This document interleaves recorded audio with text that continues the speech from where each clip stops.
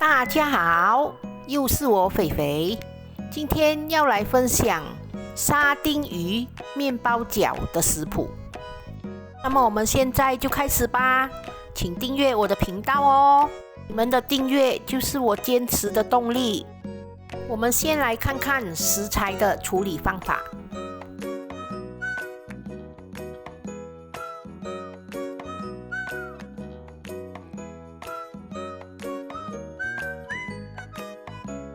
我们现在看看沙丁鱼面包饺所需要的材料：白面包、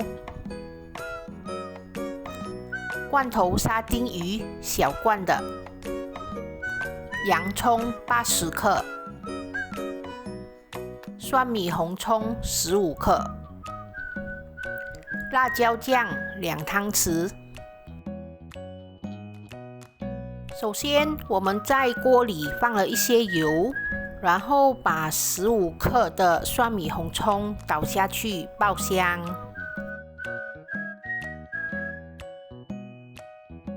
当蒜米红葱炒到有香气过后，我们可以把80克的洋葱倒下去，同样的也是把它炒到有香气。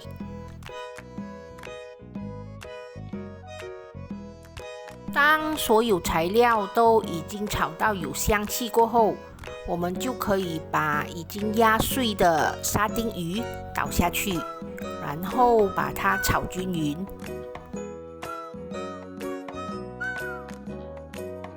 接下来我们就可以把2汤匙的辣椒酱倒下去，然后把所有的材料都炒均匀过后，我们就可以关火，把沙丁鱼盛起。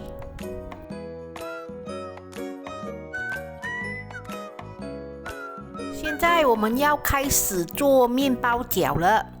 我们拿一支木棒，把白面包压扁、压平，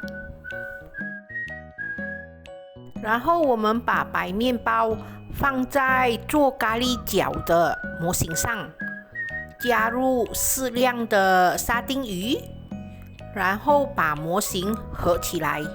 我们要用一点力，把模型压一压，然后把多余的白面包皮给拔掉，我们的面包饺就完成了。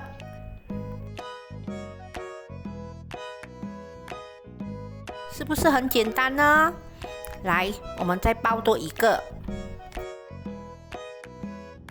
我们用一支木棒把面包压扁，然后把面包放在做咖喱饺的模型上，加入适量的沙丁鱼，然后把模型合起来，用力的压一压，把多余的面包皮给拔掉。我们第2粒的面包饺又完成了。这一小罐的沙丁鱼，我可以做8粒面包饺，可是刚刚有1粒失败了，已经被我吞进肚子里了，嘿嘿嘿。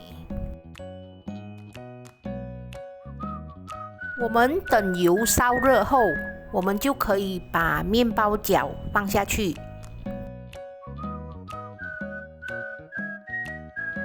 我们用中火把它炸到有一点微微的金黄色就可以了，因为它已经是熟了，所以我们不需要炸很久。我们可以不停地翻动它，让它2面都均匀的上色。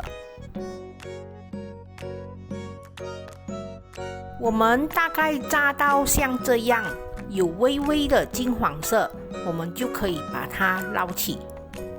然后我们把火开大，把油烧得更热。当油烧热后，我们把面包饺倒回去，复炸一次。这个复炸的动作很重要，它可以让我们的面包饺吃起来更加的酥脆，然后不会那么油腻。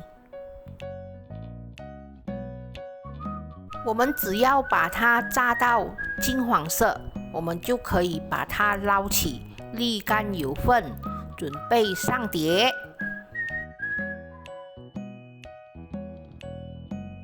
完成喽！这就是我今天的作品——沙丁鱼面包饺。它吃起来皮薄料多，外皮酥酥脆脆，不会油腻，很好吃。你们看，这个面包饺炸出来一点都不油腻，所以大家要记得，千万不可以用小火去炸。我们炸所有的东西都一定要复炸多一次，这样做可以让高温把炸面包饺的油逼回出来，我们的面包饺吃起来就会更加的酥脆，然后不会油腻。这个面包饺又容易做又好吃，真的没有骗你们，真的很好吃的。我一个人就可以吃掉好几个，好像有一点不够分，有一点后悔，好像做太少了。大家赶快学起来，快去买材料，回家就马上做给孩子们吃。我相信他们一定会吃到停不了口，真的。大家喜欢我今天分享的面包饺吗？如果喜欢的话，可以留言给我知道哦。如果大家都喜欢咖喱饺的话，我下次会分享普通版本的咖喱饺，或者是螺旋版本的咖喱饺。好啦，今天的视频就分享到这里，大家记得要帮我点赞、留言、订阅和分享哦，谢谢大家。